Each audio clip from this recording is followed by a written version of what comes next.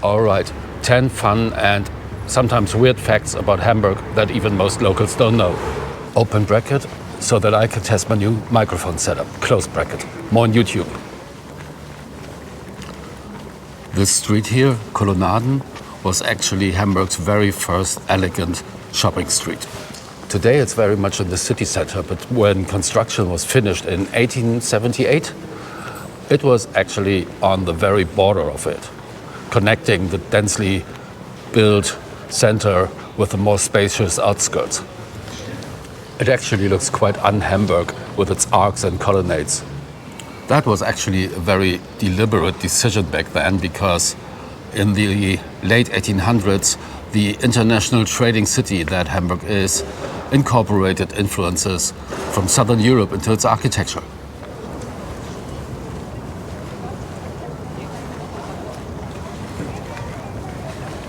Jungfernstieg, shopping with a view.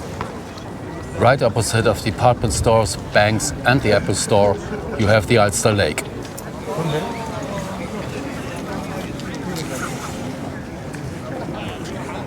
If you've ever been to Hamburg as a tourist, you've probably been here. If you live here, you've probably walked along here hundreds of times. So where does the name Jungfernstieg, Maiden's Walk, come from? It goes back to the 16 and 1700s, because back then wealthy and respected families from Hamburg liked to take their daughters out on Sunday strolls around here, because this was pretty much the only option for them to meet young men in a casual setting. So basically the Jungfernstieg was Hamburg's first dating app, just with parasols and hats instead of left and right swipes.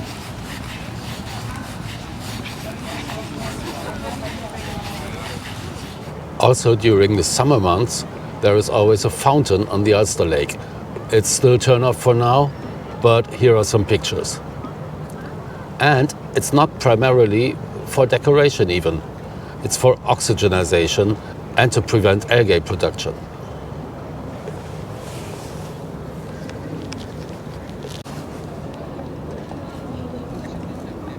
The first time that Italian architecture entered the Hamburg cityscape was right after the Great Fire of 1842 that destroyed much of the inner city.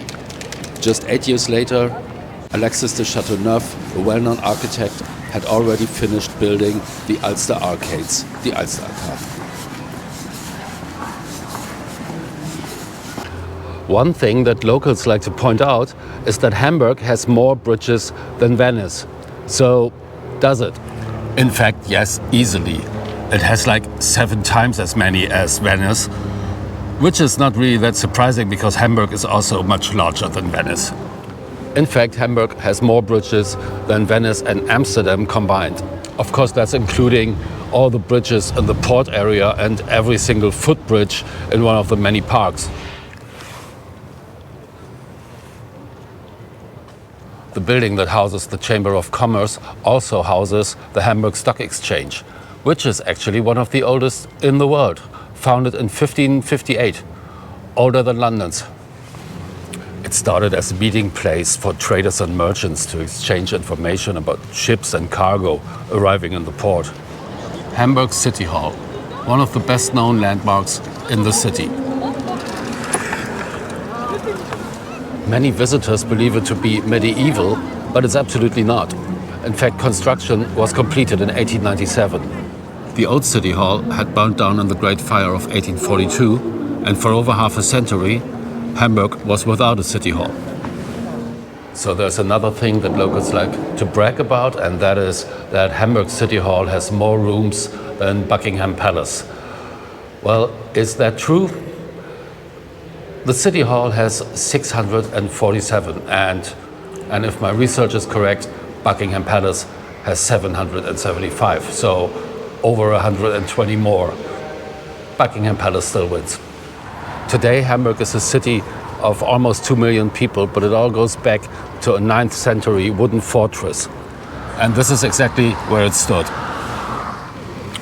There is no great monument or anything, just a small green space with some cubicles you can sit on. So why isn't there anything great here, like something to commemorate the origins of the city? Well, actually, we've only known the precise location of that fortress that was called Hammaburg, by the way, since 2004, when some scientific excavation work was finished and they actually found proof that it was right here. Still, you'd think that more than 20 years is enough to make up your mind about what to put here, but turns out it's not. Whoever was in charge never could agree on what should stand here, what should be built here. So now it's a temporary green space, and it has been for more than 20 years. And finally, Hamburg Central Station. It's not the largest train station in Germany, but with well over 500,000 passengers every day, it's the busiest. In fact, it's the second busiest in all of Europe, only behind Gare du Nord in Paris. The reason is it's pretty much a bottleneck for train connections in northern Germany. Pretty much every regional connection in northern Germany goes through here. And also it's the terminus for several important international connections as well. Plus, every single local rapid transit line goes through here. So there's a lot of changing trains, getting on, getting off. This place is always packed, no matter what day or time of the day you come here.